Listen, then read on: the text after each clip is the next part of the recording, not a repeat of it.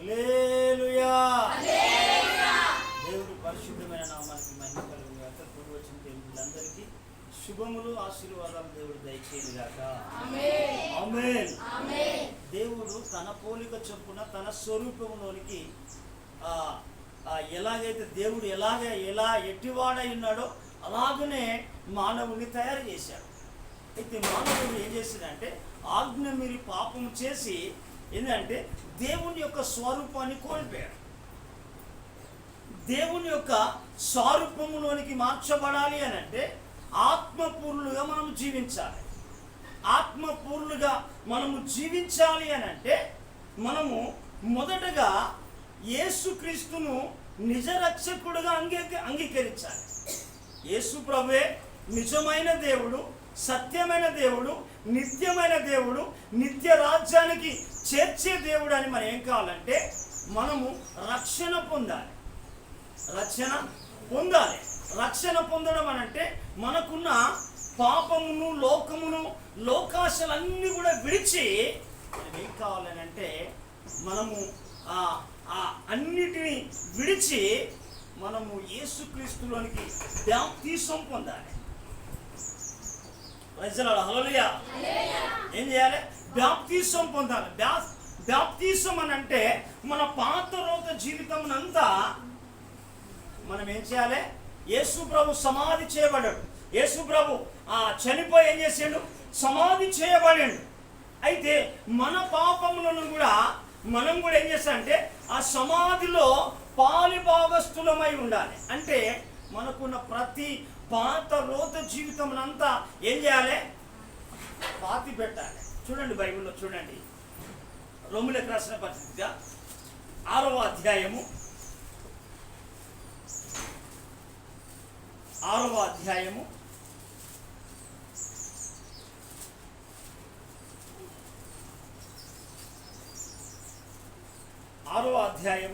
4వ వచనం.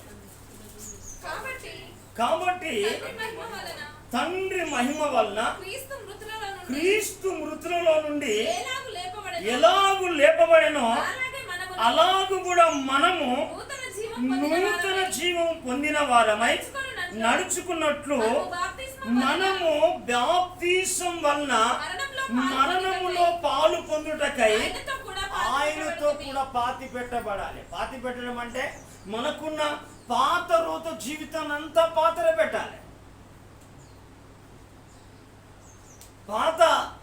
పాత స్వభావం అంతా ఒకప్పుడు లోకములో ఎలాగైతే ఉన్నామో అదంతా బయటికి కనబడదు. సచ్చిన శవాన్ని గనక పాతి పెట్టిన తర్వాత మరల గనక తిత్తే కంపు కొట్టినట్టు అంట. అయితే నీవు దేవుల్లో ఉన్నప్పుడు ఎలాగైతే అవి పాతి పెట్టకుండా మరలా బయటికి తీసుకొస్తే ఇతరులకు కంపు కొడతావు, చీ కొడతావు. అంటే మనము రక్షణ విషయమై ఏం కావాలంటే మనము ఆయనతో కూడా పాతి పెట్టబడాలి. అంటే బాప్తిసం అనగానే ఏంటిదంటే ప్రతిదీ కూడా పాతి పెట్టడమే. నేను ప్రభువు నమ్ముకో ముందుకు విచ్చలవిడిగా నేను త్రాగేది, ప్యాకాటాడేది, రకరకాలుగా నేను చెయ్యని ఘోరమైన పనులు ఒకటనేది ఎన్నో ఉన్నాయి. ఆయన అన్నిటిని కూడా ఏం చేస్తానంటే నేను ఆ సమాధి చేశాను. మనం కూడా దేవుని పిల్లలుగా మనం బ్రతకాలి అని అంటే మనం ఏం చేయాలంటే ఆయనతో కూడా మనం ఏం చేయాలంటే పాతి పెట్టబడిన వారమై ఉండి మరలా ఏం చేయాలంటే మరణం తిరిగి లేవడం అంటే ఎవడైనాను క్రీస్తునందు ఉన్న ఎడల వాడు నూతన సృష్టి. హల్లెలూయా. ఎందుకనంటే ఆ పాత స్వభావం, అందుకే గోధుమ గింజ ఎందుకనంటే భూమిలో పడి సచ్చినప్పుడే నూతనమైన మొలక ఎత్తుతాడు. అది చావకపోతే ఫలించదు. మనం ఆత్మీయ జీవితంలో ఫలించాలి అని అంటే మన పాత లోక జీవితం అంతా పాతర పెట్టాలి. అయితే అప్పుడే ఎవడైనాను, అందుకే పౌలు భక్తుడు చెప్తా ఉంటాడు, 2వ కొరింథీయులకు రాసిన పత్రికలో చెబుతా ఉంటాడు ఏమంటే ఎవడైనాను క్రీస్తునందు ఉన్న ఎడల వాడు ఏమంటాడంటే వాడు నూతన సృష్టి ఏందట, పాతవి గతించను. చూడండి 2 కొరింథీయులకు రాసిన పత్రిక 5వ అధ్యాయము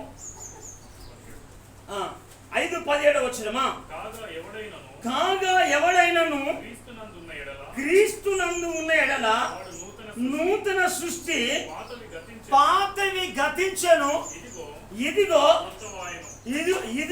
కొత్త వాయను. చూడండి ప్రేమేంద్ర, అంటే ఏదైనా మనం ఏం కావాలంటే ఒక నూతన సృష్టిగా మార్చబడాలి.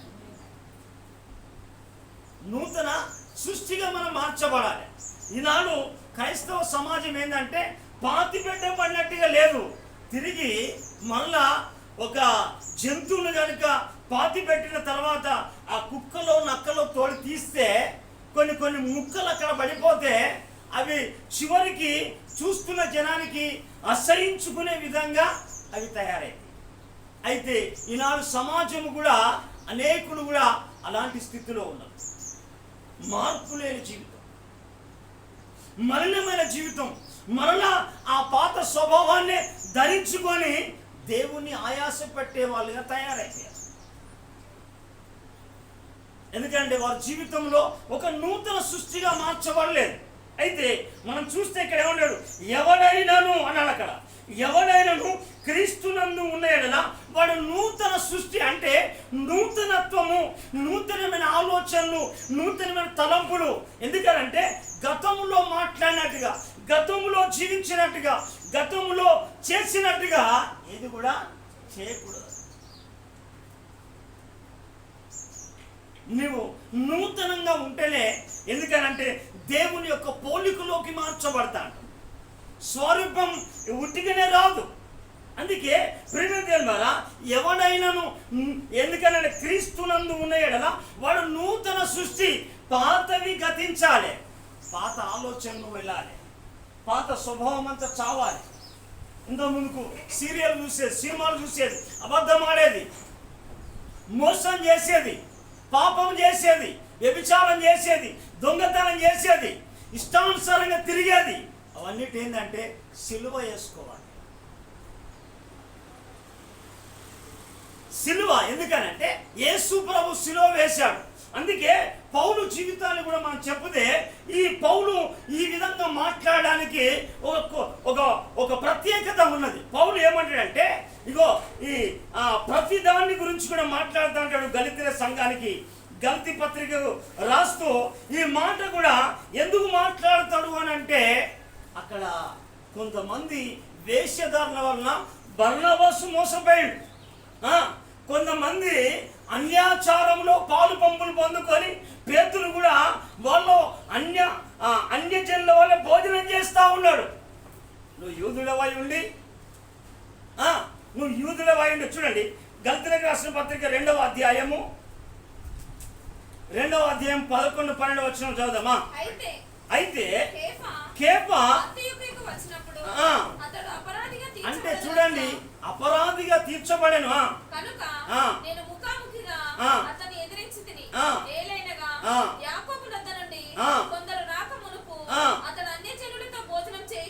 చూడండి ప్రేమదేవరా, చూడండి ఎందుకనంటే అక్కడ అంటే అన్యజనుల వలె ఉంటాం.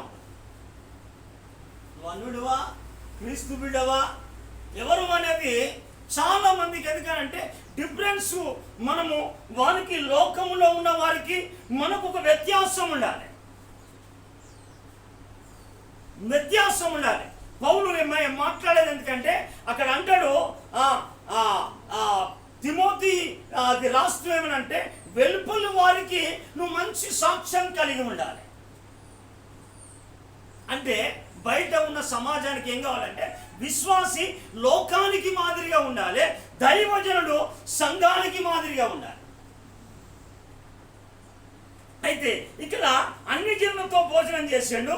తర్వాత మనం 13వ వచనంలో కనుక చూస్తే ఇక్కడ బర్నబా కూడా చదవాలి. తగిన యూదులను అతనితో కలిసి మాయ వేషం వేసుకొని కనుక బర్నబా కూడా వారి వేషధారణ చేత మోసపోయాను. ఇలాంటి వాళ్ళు కూడా ఏమైపోతారంటే ఒకరిని బట్టి అయ్యా వాళ్ళు ఎత్తలేరా మేము ఎత్తలేమా, వాళ్ళు నరకానికి వెళ్తారు, వాళ్ళు నాశనానికి వెళ్తారు, వాళ్ళు గోతిలో పడతారు. వాళ్ళతో నీకే సంబంధం? వెలుగు చీకటికి పొత్తు లేదు, విగ్రహముకు దేవుని ఆలయానికి ఏం పొత్తు లేదు, విశ్వాసికి అవిశ్వాసికి ఏం పొత్తు లేదు. అయితే మనం చూడాలి, ఎందుకనంటే ఇలాగున మన ఇలా అనేకుల జీవిత విధానాన్ని మార్చుకోక వాళ్ళు ఏం చేస్తారంటే వీళ్ళు మలినమైపోయి వాళ్ళను కూడా మలినం చేస్తా ఉన్నారు. అందుకే యేసుప్రభు ఒక మాట చెప్పాడు, ఒకడు మీ మతంలో చేరడానికి అంటాడు. ఎందుకనంటే మీ ఒక వ్యక్తి ఒక యేసయ్య మార్గంలో నడవడానికట అతన్ని రెండంతలుగా నరక పాత్రులుగా చేస్తారట. ఎందుకనంటే నువ్వు మార్పు చెందినవా, బ్యాప్తిసం పొందినవా? బ్యాప్తిసం పొందితే ఒక నూతన సృష్టిగా ఉండు. నూతన సృష్టిగా ఉండి ఏం చేయాలంటే నువ్వు ఆత్మచేత నింపబడాలి. ఇక్కడ యేసుప్రభు చెప్తా ఉంటాడు. మత్తయి సువార్త చూద్దాం.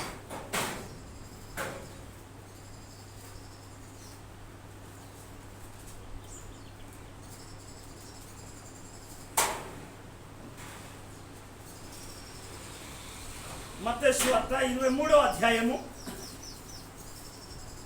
15వ వచనం. అయ్యో వేషధారులైన శాస్త్రులారా, పరిసయ్యులారా, ఒకరిని మీ మతములో కలుపుకొనుటకు మీరు సముద్రమును భూమిని చుట్టి వచ్చెదరు. అతడు వచ్చినప్పుడు అతన్ని మీకంటే రెండంతలుగా నరక పాత్రునిగా చేయదు. నీవు నీ నడక, నీ పడక, నీ ఆలోచన, నీవు వాళ్ళను నరక పాత్రులుగా చేయొద్దు. నువ్వు వారిని పరలోకానికి చేర్చే ఒక సాధనంగా ఉండాలి. హల్లెలూయా. అందుకే చూడండి, ఇలాంటి సమాజం ఎందుకనంటే అక్కడ ఒక వ్యక్తి అన్యజనులతో భోజనం చేస్తా ఉన్నాడు. అక్కడ వేషధారుల మోసం వలన మోసపోతా ఉన్నారు చాలా మంది. ఎందుకనంటే ఇలాంటి స్థితిలో ఉండి దేవునికి పిల్లలుగా జీవించట్లేదు. పేరు దేవుందే, మాటలన్నీ సైతానే, కార్యాలన్నీ సైతాన్లే. ఇంట్లో కూడా అంతే, బయట అంతే, వస్త్రధారణ అంతే, నడవడిక కూడా అంతే. అయితే మనం ఆశీర్వదించబడాలి. మనకు దేవుని యొక్క సహాయ సహకారాలు, దేవుని తోడు, దేవుని యొక్క దీవెన, దేవుని యొక్క కాపుదల మనకు ఉండాలి అని అంటే దేవుడు ఎలా నిన్ను నడుమంటాడో ఆ మార్గంలో నడవాలి. హల్లెలూయా. అందుకే ప్రేమించే ద్వారా, అందుకే పౌలు చెప్పే సత్యాన్ని మనం కనుక చూస్తే, పౌలు ఏం చేసిందంటే ఒకప్పుడు హింసకుడు, హానికరుడే. అయితే నువ్వు ఒకప్పుడు బాగా తిట్టుబోతూ కావచ్చు, త్రాగుబోతూ కావచ్చు, వ్యభిచారిగా మారాలి అని సిలువ ఏం చేయాలంటే ఆ పాపాన్ని, ఆ లోకాన్ని సిలువ వేయాలి. పౌలు చెప్పే మాట ఇక్కడ ఏమంటాడంటే, మనం గల్తీలకు రాసిన పత్రిక 2వ అధ్యాయము చూద్దాం. 20వ వచనాన్ని మనం చదువుదామా. నేను క్రీస్తుతో కూడా సిలువ వేయబడి ఉన్నాను అంటే నీ పాపమునంతా సిలువ వేయాలి, సిలువ కొట్టాలి. ఎందుకనంటే సర్వ మానవాళి కొరకు యేసయ్య సిలువకు కొట్టబడేడు. ఎందుకంటే ఆ రక్తము ద్వారా సర్వలోక పాప విమోచన కలగడానికి ఏంటంటే రక్తమంతా చిందించుండు. ఎందుకంటే మానవాళి కొరకు సిలువ వేయబడ్డాడు. నీవు నీ లోకాన్ని, లోకాశలను, నీ పాపాన్ని, ఎందుకంటే నీకున్న ఈ లోకమైన కార్యాలను నువ్వు సిలువ వేయకపోతే క్రీస్తులో నువ్వు ఎదగలేవు. క్రీస్తు స్వరూపం నీ లోపల రాదు, క్రీస్తు మనసు రాదు, క్రీస్తు ఆలోచన రాదు. అందుకే పౌలు అంటాడు ఇక్కడ ఏమంటాడంటే, నేను క్రీస్తుతో కూడా సిలువ వేయబడి ఉన్నాను, ఇక జీవించువాడను నేను కాదు, క్రీస్తే నా యందు జీవించుచున్నాడు. హల్లెలూయా. ఎందుకనంటే క్రీస్తే నా యందు జీవించుచున్నాడు. ఎందుకనంటే క్రీస్తు జీవం నీ లోపల ఏం కావాలంటే ఉద్భవించాలి. హల్లెలూయా. అందుకే పౌలు ఇక్కడ ఏమంటాడంటే, ఇక్కడ ఈ సమాధి చేయబడిన తర్వాత పౌలు మాటే మాట్లాడేదంటే మిమ్మల్ని మీరే సజీవులుగా ఎంచుకో అంటాడు. రోమా సంఘానికి మాట్లాడుతూ అంటాడు. ఎందుకంటే 6:11 ఏమంటే మీరు ఇక్కడ ఏమంటే అటువలే మీరు పాపం విషయమై మృతులుగాను దేవుని విషయమై క్రీస్తు యేసు నందు సజీవులుగా మిమ్మును మీరే ఎంచుకోండి. అందుకని చాలా మంది మృతులుగా ఉంటారు. మృతులు పాడలేరు, మృతులు ప్రభు కొరకు ప్రకటించడానికి నడవలేరు. ఎందుకంటే మృతులు ఎలాంటి మృతులు అంటే ఆత్మ సంబంధంగా వాళ్ళు చనిపోయిండు, భౌతికంగా జీవిస్తున్నారు. నేను చెప్పే సత్యం ఎందుకనంటే ప్రకటన నువ్వు జీవిస్తున్నావన్న పేరు మాత్రమే ఉన్నది, కానీ నువ్వు మృతుడవే. ఇలాంటి ఈ మృతులు చాలా మంది ఉన్నారు. అక్కడక్కడ మనం చూస్తా అంటే ఇలాంటి మృతులు ఉన్నారు. అందుకే ఇక్కడ ఏంటంటే మిమ్మును దేవుని విషయమై క్రీస్తు యేసునందు సజీవులుగా మిమ్మును మీరే ఎంచుకోండి. అందుకే పౌలు చెప్పే మాట ఎందుకంటే ఇక నేను సిలువ వేయబడిన నేను కాదు జీవించేది, క్రీస్తే నా యందు జీవించుచున్నాడు. హల్లెలూయా. అందుకే ప్రేమేంద్రం ద్వారా మనము ఆ క్రీస్తు జీవములో మనము పెంచబడుతూ మరొక మాట ఏంటిదంటే మనము ఇలాగూ పెంచబడుతూ ఆ సజీవులుగా ఎదగాలి. ఎందుకనంటే యేసు ప్రభు చెప్పే మాట ఏం చెప్పాడంటే యోహాను సువార్త 14వ అధ్యాయంలో అంటాడు, ఎందుకంటే ఇక నేను జీవించుచున్నాను కనుక మీరును జీవించుదురు. 14వ అధ్యాయం 19వ వచనం. అయితే మీరు నన్ను చూతురు, నేను జీవించుచున్నాను కనుక మీరును జీవిస్తారు. ఎందుకనంటే జీవము లేదు చాలా మందికి, సంఘాల్లో జీవము లేదు. ఎందుకంటే జీవము లేని కాడ నిర్జీవం ఉంటుంది. ఎందుకంటే జీవం ఉన్న కాడ ఎక్కడైనా ఉజ్జీవం ఉంటాడు. ఒక వ్యక్తి జీవం ఉన్నాడంటే అతనికి చలనం ఉంటాడు, ప్రాణం ఉంటాడు, పాడుతూ అంటాడు, చదువుతూ అంటాడు, ప్రభు కొరకు ఏదైనా చేస్తానికి ఆయన ముందుకు రాగలుగుతాడు. జీవం లేని ప్రజలు ఎప్పుడు కూడా ముందుకు రాలేదు.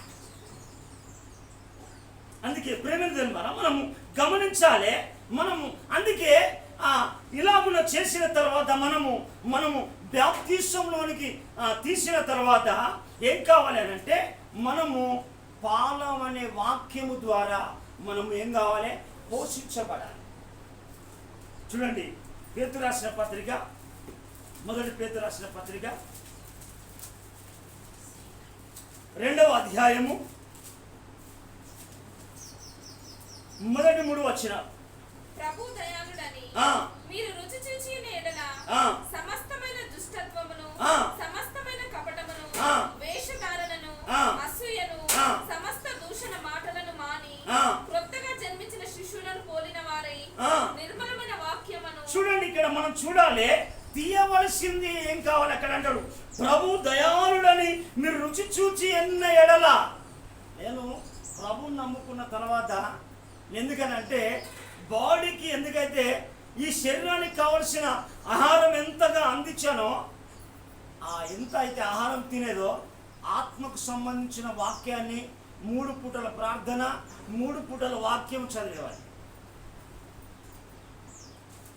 దేవుని సేవకు ఎంచుకోబడడానికి కారణం ఏంటంటే నేను ఎప్పుడైతే బాప్తిసం తీసుకోక ముందు నుంచే, ఎందుకనంటే ఒక 1 year తర్వాత బాప్తిసం తీసుకున్నా, నేను ఎప్పుడు కూడా 20-30 అధ్యాయాలు చదివి తర్వాత ఉదయకాలం, తెల్లవారుజామున, సాయంకాలం, మధ్యాహ్నం సమయం దొరికినప్పుడల్లా ప్రార్థన, బైబిలే. ఆధ్యాత్మికంగా ఎదగాలి అని అంటే మన జీవితాన్ని మనం చూడాలి. ఇక్కడ అంటాడు, ఎందుకనంటే ఇవి మీరు ప్రభు దయాళుడని రుచి చూచి ఉన్న ఎడల సమస్తమైన దుష్టత్వం. ఎందుకనంటే కొంతమంది మాటలే మారదు, కోపమే చావదు. అందుకే ఇక్కడ చూడండి, సమస్తమైన కపటమును, వేషధారణయు, అసూయను, సమస్తమైన దూషణ మాటలు మాని కొత్తగా జన్మించిన శిశువులను పోలిన వారై నిర్మలమైన వాక్యమును పాలతో రక్షణ విషయంలో ఎదుగు నిమిత్తమాట ఆ పాలను అపేక్షించాలి. ఏ పాలు? వాక్యం అనే పాలు. ఈ వాక్యము నీకేంటంటే త్రోకు వెలుగునిచ్చేది దేవుని యొక్క వాక్యం. ఎందుకనంటే ఈ వాక్యము నీకు బాధలో ఉన్నప్పుడు నెమ్మదిస్తా ఉండేది, రోగిగా ఉన్నప్పుడు స్వస్థపరుస్తా ఉండేది, నువ్వు అధైర్యపడుతున్నప్పుడు ధైర్యపరుస్తా ఉండేది. ఈ వాక్యాన్ని నువ్వు అపేక్షించినప్పుడు నువ్వేంటంటే శారీరకంగానే ఎదుగుతా ఉంటావు. ఈ శారీరకంగా ఎందుకనంటే ఆత్మకు కావాల్సింది ఏంటంటే ఆత్మకు కావాల్సిన ఆహారం పెట్టవు.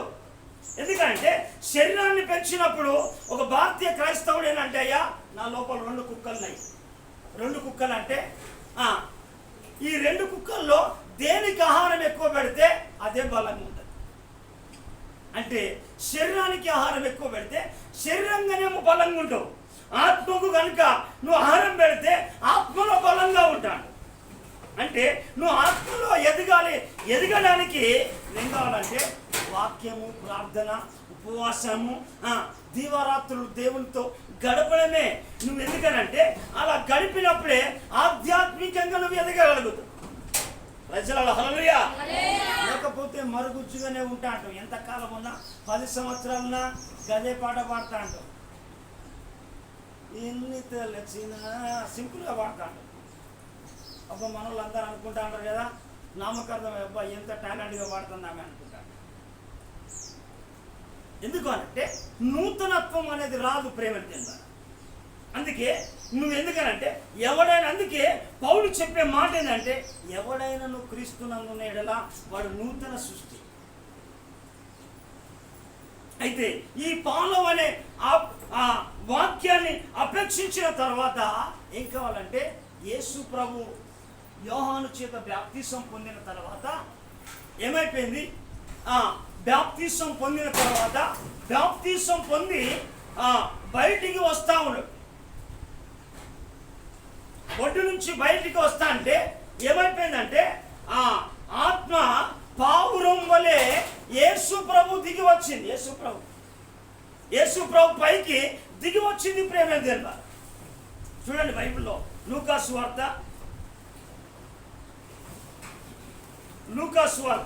3వ అధ్యాయము 21వ వచనం. ప్రజలందరూ బాప్తిసం పొందినప్పుడు యేసు కూడా బాప్తిసం పొంది ప్రార్థన చేయుచుండగా, ఎప్పుడు బాప్తిసం తీసుకున్న తర్వాత ఏం చేస్తున్నాడు? ప్రియ యేసు ప్రభు కూడా ప్రార్థన చేయుచుండగా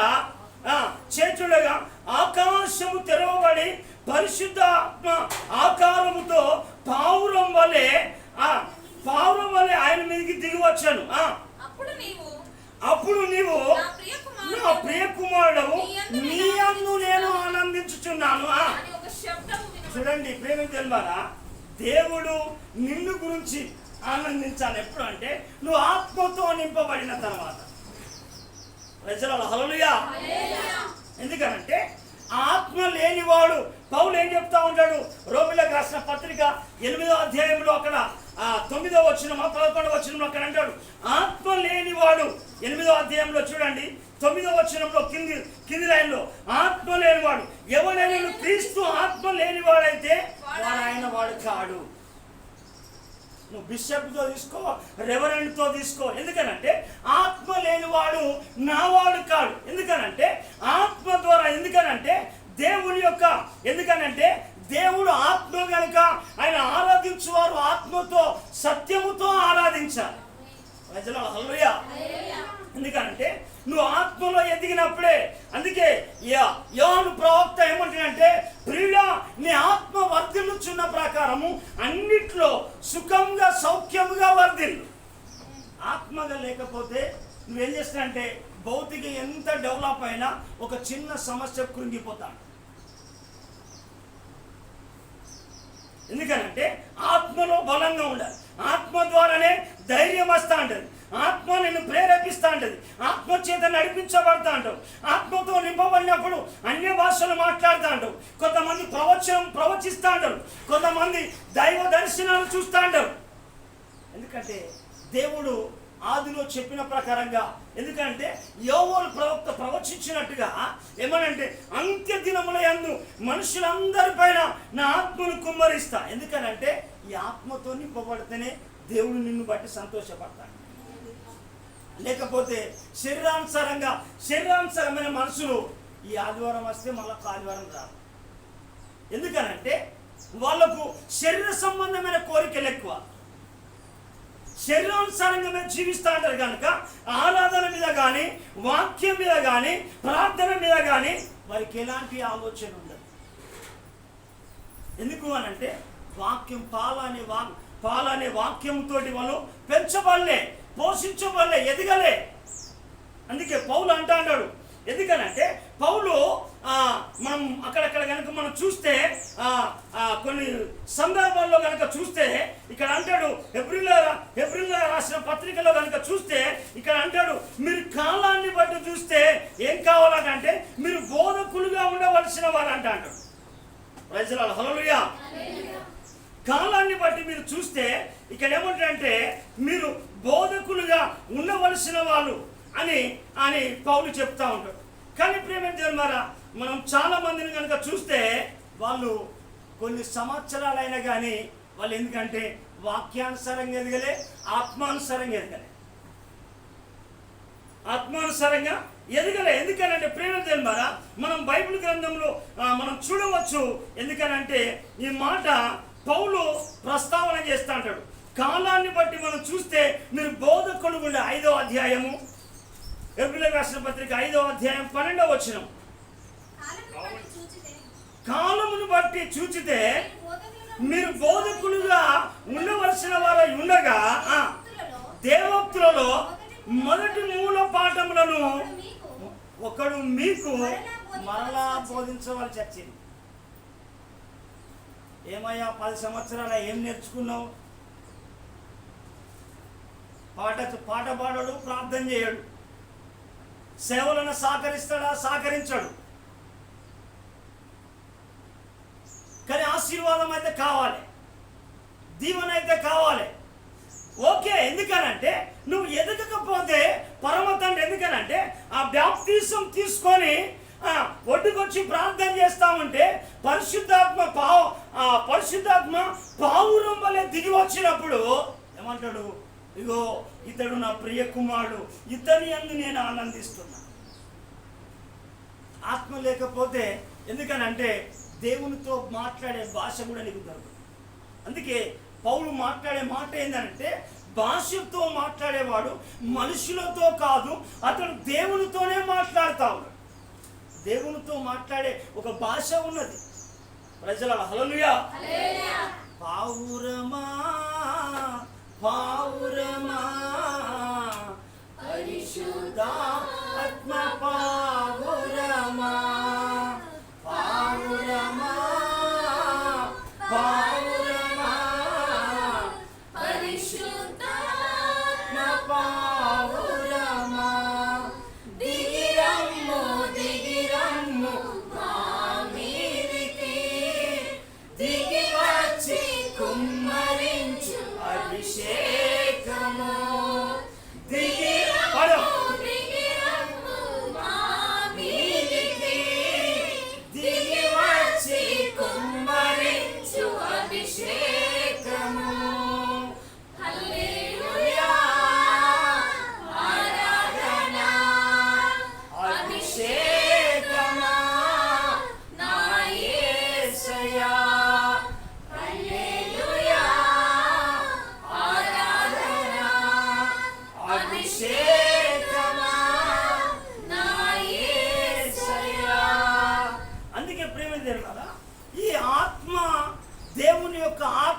నింపబడిన పౌలు మాట ఏం మాట్లాడతాడంటే రోమా సంఘంలో ఉన్న ప్రజలు ఏంటంటే ఆత్మ లేని ప్రజలు వాళ్ళు. ఎందుకంటే శరీరానుసారమైన మనసు దేవునికి విరోధమై ఉన్నది. అది దేవుని ధర్మశాస్త్రమునకును దేవునికి ఏమాత్రము లోబడదు అని అన్నది బైబిల్ మాట. అయితే ఈ పౌలు ఎందుకనంటే ఆత్మానుసారమైన జీవం. ఎందుకనంటే యేసు ప్రభు చెప్పినట్టుగా పౌలు చెప్పినట్టుగా మనం 2 లేఖన భాగాలను కనుక చూస్తే ఇక్కడ మనము యోహాను సువార్తలో చూస్తే, ఇక్కడ యోహాను సువార్త 5వ అధ్యాయంలో కనుక మనం చూస్తే ప్రేమ దేని ద్వారా చూడండి, ఇక్కడ మనము బైబిల్ గ్రంథంలో మనం చూడాలి. 6వ అధ్యాయం, యోహాను సువార్త 6వ అధ్యాయము చూడండి, 6వ అధ్యాయము 63వ వచనం కనుక చూస్తే, ఆత్మయే జీవింపజేయుచున్నది, శరీరము కేవలము నిష్ప్రయోజనం. ఎందుకనంటే మన చాలా మంది ఈ శరీరానికి అలంకరణ ఉంటుంది కానీ ఆత్మీయ అలంకరణ తక్కువ ఉంటుంది. ఎందుకనంటే ఆత్మకు సంబంధించిన ఆ వాక్యాన్ని కానీ, ఆరాధన కానీ, పాటలు కానీ రానప్పుడు వాళ్ళు ఎక్కడ ఉన్నారు అని అంటే మృతులుగా వాళ్ళు ఉన్నారు, మృతులుగా ఉన్నారు. అందుకే ప్రియ దేని ద్వారా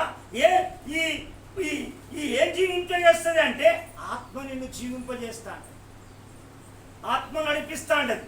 పౌలు అంటాడు, నేను ఆత్మతోనూ మనసుతోనూ హృదయముతోనూ నేను పాడుతా అంటాడు. ఎందుకనంటే ఈ ఆత్మ వల్లనే. ఎందుకనంటే ఒక దినమున ఈ మట్టి శరీరము మట్టికి మన్ను అయిపోతుంది, మట్టికి మన్ను అయిపోతుంది. ఎందుకంటే ఆత్మ దయచేసిన తండ్రి యొద్దకే చేర్చబడాలి. మట్టి అన్నది వెనుకటి వల్ల మట్టికి చేర్చది, ఆత్మ దయచేసిన దేవుని యొద్దకే చేర్చబడాలి. అయితే అలంకరణ దేనికి కావాలంటే ఆత్మీయ అలంకరణ కావాలి. ఆత్మ ద్వారానే ఆయన పోలికలోకి మార్చబడాలి. అందుకే పౌలు రోమా సంఘానికి మాట్లాడుతూ ఉంటాడు. చూడండి, రోమీయులకు రాసిన పత్రిక 8వ అధ్యాయంలో ఇదే మాటను మాట్లాడుతూ ఉంటాడు. 8వ అధ్యాయము చూడండి, 8వ అధ్యాయము 5వ వచనం 6వ వచనం మనం చదువుదామా. శరీరానుసారులు శరీర విషయముల మీద మనస్సునంతురు, ఆత్మానుసారులు ఆత్మ విషయముల మీద మనస్సునంతురు. శరీరానుసారమైన మనస్సు మరణము. చూడండి, ఈ శరీరానుసారంగానే జీవిస్తా అంటారు. అంటే వీళ్ళు ఎలాంటి ఉన్నారు? మృతుల లోకంలో ఉన్నారు. ఎందుకంటే వాళ్ళు అనుకున్నదే లోకం, వాక్యానికి వీళ్ళకి సంబంధం ఏముండదు. అందుకే శరీరానుసారమైన మనసు మరణము, ఆత్మానుసారమైన మనసు జీవమును సమాధానమునైనది. ఏలైనగా శరీరానుసారమైన మనసు దేవునికి విరోధమైనది, అది దేవుని ధర్మశాస్త్రమునకు లోబడదు. చూడండి ప్రేమ, చూడండి, లోబడదు, ఏ మాత్రము కూడా లోబడదు. కిందికి అంటాడు, శరీర స్వభావం గలవారు దేవుణ్ణి సంతోషపరచరు. అందుకే ప్రేమ మనము ఎందుకనంటే దేవుని పిల్లలం గనుక ఆత్మపూర్ణులై మనం జీవించాలి, ఆత్మానుసారంగా నడిచాలి, ఆత్మానుసారంగా జీవించాలి. ఆత్మకు కావలసిన ఆహారాన్ని ఏం కావాలంటే మనం ఆత్మ ద్వారానే ఆయన పోలికలోకి మార్చబడతాం. ఈ ఆత్మకు కావలసిన వాక్యాన్ని చదవం, వాక్యానుసారంగా జీవించాం. మనము ఆత్మానుసారం కాము. ఆత్మకు కావలసిన ఎంత ఆత్మలో తృప్తి, నెమ్మది, సమాధానం కలిగేంత వరకు కూడా నువ్వు ప్రార్థన చేయాలి. ఆత్మను పొందుకోవడానికి యేసు ప్రభువే ప్రార్థన చేస్తాడు.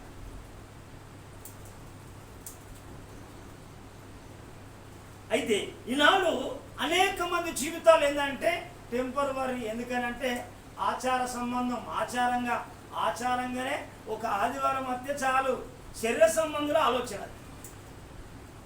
ఆత్మానుసారులకు ఎప్పుడంటే వాళ్ళకి ఎప్పటికి కూడా ప్రార్థన ఉండాలి, ఆరాధన ఉండాలి, నైట్ ప్రార్థన ఉండాలి, అన్ని కార్యాలు ఉంటాయి. ఎందుకనంటే ఆత్మల బలంగా. ఎందుకనంటే రోమా సంఘంలో కావచ్చు, గల్తీ సంఘంలో కావచ్చు, జీవము లేని సంఘాలు. అందుకే పౌలు మాట్లాడే మాట అక్కడ ఏమంటారంటే, ఇక్కడ గల్తీ సంఘానికి రాస్తూ ఏం మాట్లాడతాడంటే 3వ అధ్యాయంలో ఇక్కడ మాట్లాడుతూ అంటాడు. ఎందుకనంటే మీరు ఇంత అవివేకులైతిరా అంటాడు. 3వ అధ్యాయము 3వ వచనం ప్రకాశ,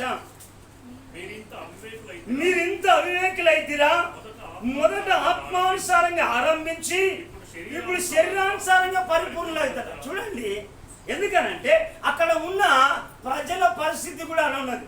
ఈనాడు క్రైస్తవ సమాజం కూడా గట్టినే తయారైంది. ఎందుకనంటే దేవుడు రేపు చెయ్యి విడిస్తాడు. అందుకే మనము ఈ లోకములో ఈ కొద్ది కాలంలోనే మనం ఏం కావాలంటే ఆత్మ కొరకు దేవుని సన్నిధిలో కనిపెట్టుకోవాలి. ఆత్మ కొరకు, ఆ అభిషేకం కొరకు, ఆ ఆత్మతో. ఎందుకనంటే దేవుని ఎందుకనంటే ఇక్కడ నికోదం అంటాడు, అయ్యా ఒకడు కొత్తగా జన్మిస్తేనే తప్ప దేవుని రాజ్యానికి చేరాడు. అంటే ఆయన అంటాడు కదా, మరలా తల్లి గర్భంలోకి వెళ్ళాలా అంటాడు.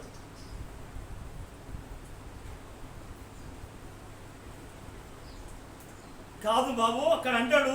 ఏం మాట్లాడతాడంటే అక్కడ నికోదంతో యేసు ప్రభు మాట్లాడతాడు. ఎందుకనంటే ఒకడు ఎందుకనంటే దేవుడు ఎందుకనంటే కొత్తగా జన్మిస్తానంటే నువ్వు ఆత్మమూలంగా జీవించాలి.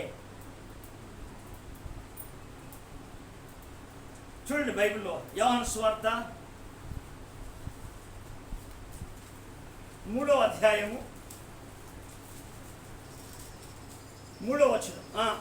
అందుకు యేసు అతనితో, ఒకడు కొత్తగా జన్మిస్తేనే కానీ అతడు దేవుని రాజ్యంను చూడలేడని. చూడండి ప్రేమ ద్వారా దేవుని రాజ్యాన్ని ఎందుకనంటే అక్కడ మాట్లాడుతూ ఇక్కడ మనం మాట్లాడుతూ ఉంటాడు. చూడండి 5వ వచనంలో యేసు ఇట్లానేను, ఒకడు నీటి మూలంగాను ఆత్మ మూలంగాను జన్మిస్తేనే కానీ దేవుని రాజ్యంలో ప్రవేశింపలేడని నీతో నిశ్చయముగా చెప్పుచున్నాను. శరీరం మూలంగా జన్మించింది శరీరము, ఆత్మ మూలంగా జన్మించింది ఆత్మ ఉన్నది. చూడండి, ఆత్మ మూలంగా జన్మించాలి. ఎందుకు అనంటే ఈనాడు చాలా మందికి విసిగిపోవడానికి కారణం ఏంటంటే సరి అయిన ప్రార్థన లేదు, సరి అయిన వాక్యానికి లోతైన వాక్యాన్ని తెలుసుకోలే. ప్రార్థనలో కొన్ని గంటలు మోకరించి ప్రార్థన చేసే అనుభవం లేదు.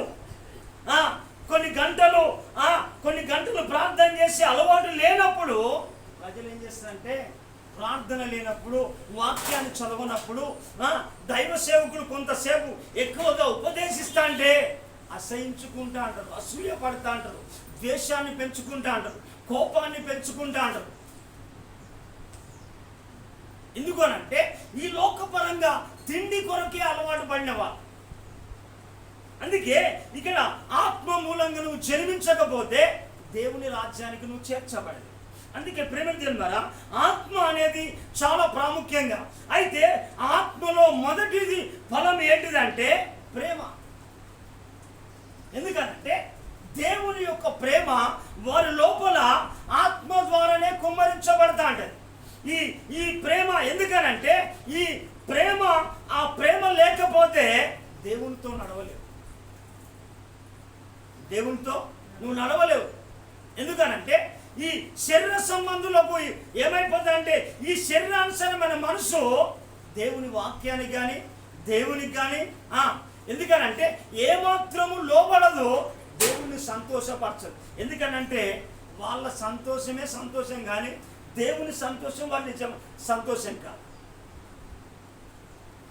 అందుకే మనం ఇక్కడ మాట కనుక మనం వింటే ప్రేమ ద్వారా వాళ్ళ జీవిత శైలిని కనుక మనం గమనిస్తే ఆత్మ ఫలములో మొదటిది ఏంటిది మనం చూద్దాం. గల్తీ పత్రికలో చూడండి, మొదటి ఆత్మ ఫలంలో మొదటి ఫలం ఏంటిదట? ప్రేమ. చదవాలి. అయితే ఆత్మ ఫలం ఏమనగా ప్రేమ, సంతోషము, సమాధానము, దీర్ఘశాంతము, దయాళుత్వము, మంచితనము, విశ్వాసము, సాత్వికము, ఆశా నిగ్రహము, ఇటు వాటికి విరోధమైన నియమం ఏదీ లేదు. చూడండి ప్రేమ తెలుమారా, ఇక్కడ ఏమంటాడంటే ఆత్మ ఫలము ఏమనగా అంటే మొదటిది ప్రేమ. అయితే విశ్వాస జీవితంలో మొదటిది ఏంటంటే నువ్వు ప్రేమ, దేవుణ్ణి ప్రేమించే ఆ ప్రేమ నిజమైన ప్రేమ. ప్రజలారా హల్లెలూయా. ఎందుకనంటే ప్రేమకు నిర్వచనం ఉంటాడు. ప్రేమ అనే బంధముతో, దేవుని బంధముతో అది ముడివేయబడతా ఉంటుంది, పెనవేయబడతా ఉంటుంది. ఎందుకనంటే ప్రేమిస్తున్నా అంటే దావీదు హృదయము, యోనాతాను హృదయము ఎలాగైతే రెండు హృదయాలు పెనవేయబడిందో అదే ప్రేమ. ఎందుకంటే దావీదు హృదయమును యోనాతాను హృదయం ఎలాగా పెనవేయబడ్డది? ఎందుకంటే ఆ ప్రేమ నిజమైన ప్రేమ. దేవుని పైన ఉన్న ఆ ప్రేమ ఎందుకు ఆత్మ ద్వారానే కుమ్మరించబడుతుంది. నువ్వు ఆత్మను పొందకపోతే, ప్రార్థనలో ఎక్కువ గడపకపోతే, ఉపవాసం చేయకపోతే శరీరక్రియలు చావు. ఉపవాసం ఎందుకనంటే ఒక పాత్రలో అన్నం ఉన్నదనుకో, ఆ అన్నం అంతా తీసి, అన్నము కానీ ఏదైనా కానీ దాంట్లో ఉన్నదంతా ఖాళీ చేసి కడుగుతూనే ఆ పాత్ర శుభ్రం అవుతుంది. లేక ఆ పాత్రను ఎందుకనంటే కొంత తీసేసి కొంత తీసేకున్నాక అది కడిగితే శుభ్రపరచబడు. నీవు కూడా నీకున్న ఈ లోకము పాపం అంతా ఎలా తీసివేసుకోవాలంటే నువ్వు కడుపు అంతా ఖాళీ చేసుకోవాలి. ఉపవాసము చేసుకొని ఉపవాసం ఉండి నువ్వేం చేయాలంటే ఉపవాసం ద్వారా నీ ప్రాణాత్మ దేహాలను ప్రభు సన్నిధిలో ప్రార్థన ద్వారా, వాక్యము ద్వారా, ఆరాధన ద్వారా నువ్వు కడగబడి ఒక పరిశుద్ధమైన బిడ్డగా వెతకాలి. హల్లెలూయా. ఎందుకంటే అలా మనము ఆ కడగబడకపోతే దేవుని యొక్క ఆత్మ కుమ్మరింపబడదు. ఎందుకనంటే భోజనం చేసేస్తా అంటారు ఒక్క పూట కూడా. అందుకే పౌలు అంటాడు ఏమంటే ఒక్క పూట కొరకు తన జ్యేష్ఠత్వ అమ్ముకున్న ఏషావు వంటి భ్రష్టుడు ఎవడైనా ఉన్నాడేమో చూసుకోమంటాడు. అందుకే ఈ ఈ ఈ శరీర సంబంధంలో ఇంకా విని కూడా అది అనుసరించకపోతే భ్రష్టత్వం. అయితే మనం ఈ ఆత్మ ఏం చేస్తుందంటే ఎప్పుడైతే మనం ఖాళీ చేసుకొని ఉపవాసం ద్వారా దేవుని సన్నిధిలో దేవుని యొక్క ఆత్మ కొరకు ఎడతెగక ప్రార్థన చేస్తూ, ఎడతెగక ఏక మనసుతో ప్రార్థన చేస్తా అంటే, ఆరాధన చేస్తా అంటే, వాక్యాలు చదువుతా అంటే, వాళ్ళ అపోస్తుల దినంలో ఏం చేసిందంటే వాళ్ళు లూకా సువార్తలు కనుక చూస్తే చూడండి ప్రేమదేంటారా, లూకా సువార్త 24వ అధ్యాయము చూడండి. 24వ అధ్యాయంలో అక్కడ వాళ్ళు ఏం చేసిందంటే ఎడతెగక వాళ్ళు ఏం చేసిండు అని అంటే తండ్రి వాగ్దానం చేసింది వారి పైకి వచ్చేంత వరకు కూడా వాళ్ళు ఏం చేయాలంటే పట్టణములో నిలిచి ఉండుడని యేసుప్రభు చెప్పారు. చూడండి లూకా సువార్త 24వ అధ్యాయం 49వ వచనం. ఇదిగో నా తండ్రి వాగ్దానం చేసినది మీ మీదికి పంపుచున్నాను, మీరు పైనుండి శక్తి పొందు వరకు పట్టణంలో నిలిచి ఉండని వారితో చెప్పాను. అంటే పట్టణము అంటే యెరూషలేము పట్టణం అంటే దేవుడు నివసించే ఆ పట్టణంలో. ఎందుకనంటే పైనుండి శక్తి పొందే అంతవరకు వాళ్ళు ఆ పట్టణంలో నిలిచి ఉండి, యెరూషలేము పట్టణంలో నిలిచి ఉండి వాళ్ళు ఏం చేస్తా ఉన్నారంటే మనం చూడవచ్చు ఇక్కడ 52వ వచనమా 52 వారు ఆయనకు నమస్కారము చేసి మహా ఆనందముతో యెరూషలేమునకు తిరిగి వెళ్ళిరా. ఎడతెగక దేవాలయములో ఉండి దేవునికి స్తోత్రాలు చేస్తా ఉన్నారు, స్తుతిస్తా ఉన్నారు, మహిమపరుస్తా ఉన్నారు, ప్రార్థన చేస్తా ఉన్నారు. ఎలా అంటే ఎడతెగక చేస్తా ఉన్నారు, ఎడతెగక చేస్తా ఉన్నారు, ఎడతెగక వాళ్ళు చేస్తా ఉన్నారు. ఎందుకు? దేని కొరకు అంటే దేవుని యొక్క ఆత్మ కుమ్మరింపు కొరకు, దేవుని యొక్క ఆత్మ కొరకు. వాళ్ళు ఏం చేసిందంటే అప్పటి నుంచి మొదలు పెడితే పెంతెకొస్తు దినం వరకు కూడా వాళ్ళు ఏం చేసిందంటే వాళ్ళు ఏక మనసుతోటి కూడా మనం చూడవచ్చు. అపోస్తుల కార్యం 1వ అధ్యాయం 14వ వచనం కూడా మనం చూడవచ్చు. వీరందరూ వీరితో కూడా కొందరు స్త్రీలను యేసు తల్లి అయిన మరియయు ఆయన సహోదరులను ఏక మనసుతో ఎడతెగక ప్రార్థన చేయించుడు. చప్పలు కొట్టి ప్రభువుని కనపడతాయి. ఎడతెగక ఎందుకనంటే ఎడతెగని ప్రార్థన ఉండాలి. ఎందుకంటే ప్రార్థనలో మనం విసుకకూడదు. ప్రార్థనలో మనం ఏం కావాలంటే ప్రార్థనలో మనము ఎందుకంటే విసిగిపోకూడదు. ఎందుకంటే